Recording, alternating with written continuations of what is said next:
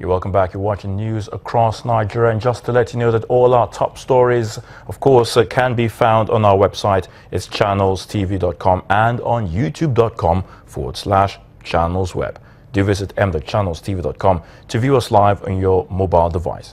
You can also download the Channels TV app for Android, iOS and Windows phones from their respective stores. And we encourage you to use the Eyewitness feature in the Channels TV app. If you have pictures or videos you would like to share with us, tap the application on your device, swipe to reveal the Eyewitness menu, and then you can follow the instructions. The federal government has donated 350 tricycles to some families of those who lost their breadwinners during the Boko Haram insurgency in Yobe State. Distributing the tricycles to the affected victims, the State Deputy Governor, Abubakar Aliyu, explained that it's part of palliative measures meant to alleviate the sufferings of those families who have lost their dear ones.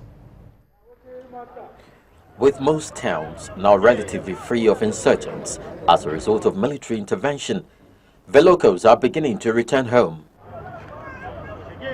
But the displaced residents are left with nothing to look forward to, as their town and businesses were destroyed by Boko Haram.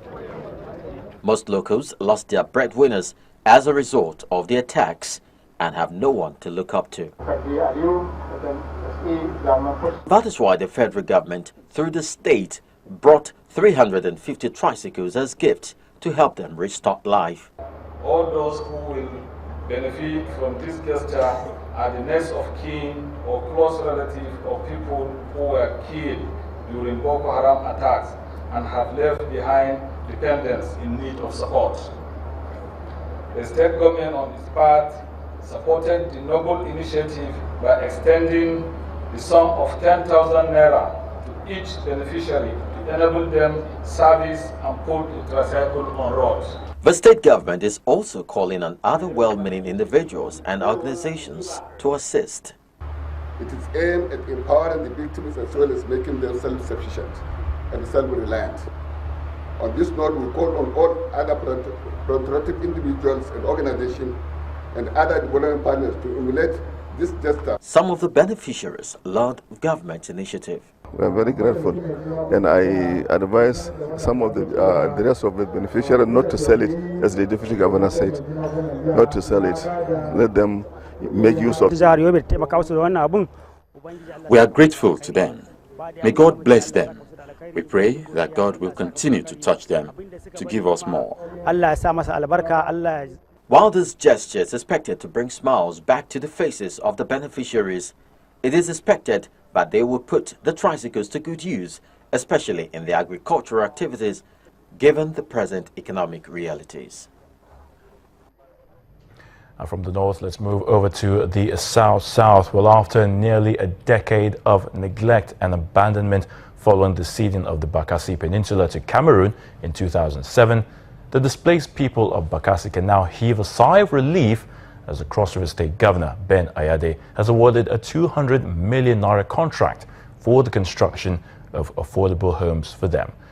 Governor Ayade made this known while receiving the chairman of Larfarge Africa, Bolaji Balogun, and his management team on a courtesy call to his office in Calabar, the Cross River State capital.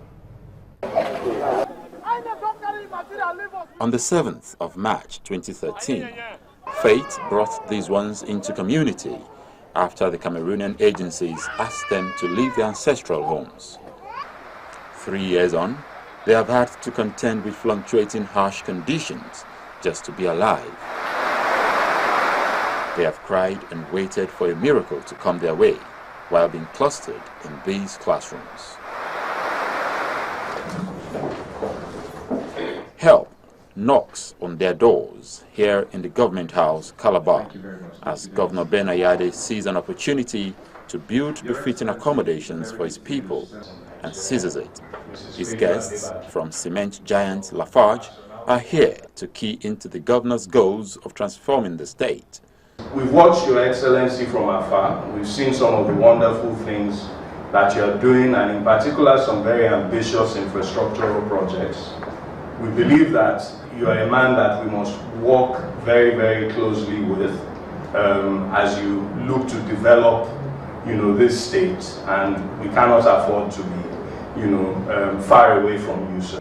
But Governor Ben Ayade wants them to start by bringing expertise into providing quality and affordable housing for the people of Bakassi.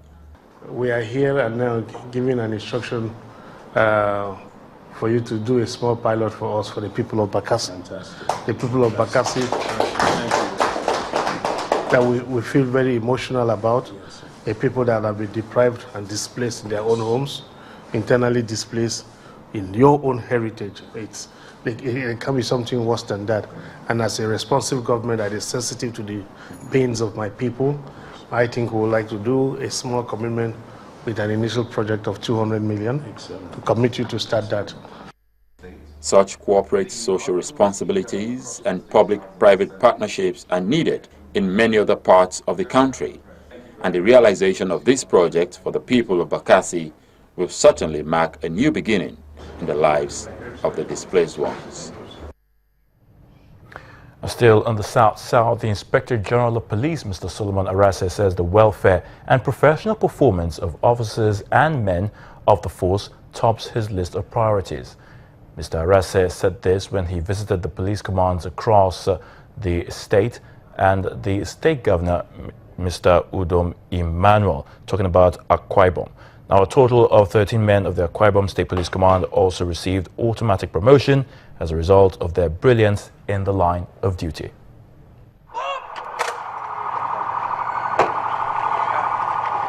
It was homecoming for the Inspector General of Police, Mr. Solomon Arase, who was the Commissioner of Police in Akwa Ibom State only 4 years ago. The Inspector General arrived at the police force headquarters in Uyo, where he was received by the Akwa Ibom State Commissioner of Police, Mortala Mani. 11th Century, a constable and a sergeant were automatically promoted to their next ranks, with 2 of them personally decorated by the Inspector General of Police.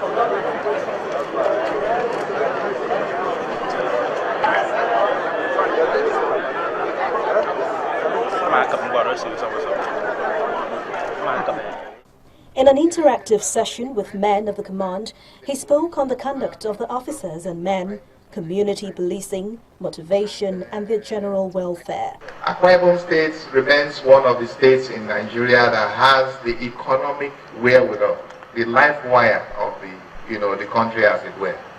And naturally, you would expect that it will be also attractive to criminal elements across the length and breadth of the country. The IG also paid a courtesy visit to the state governor, Udom Emmanuel, at the government house, Uyo. There, the governor promised to provide a land for building a housing estate for the police. We should be able to give you land as soon as possible so that we can allow you build. Since you've done 400 in other areas, you can do 1,000 here.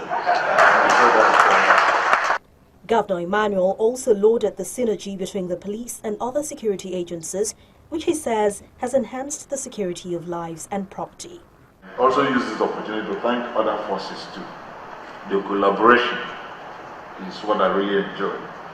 The working relationship between the police, the SSS, the army, even the Navy is highly commendable.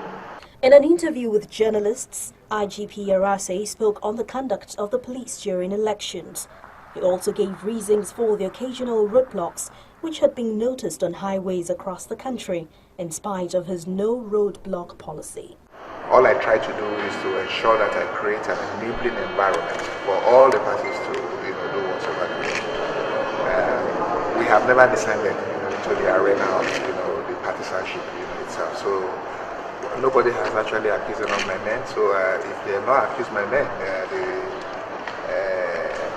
I can't start setting up a board of inquiry to try something that I have not been accused of. IGP Arase has been touring police commands across the country to ensure international best practices and the welfare of his rank and file. Still to come on the program after the break, 153 inmates in Kirikiri will now breathe the air of freedom, thanks to the gestures from the Lagos State government. Join us again.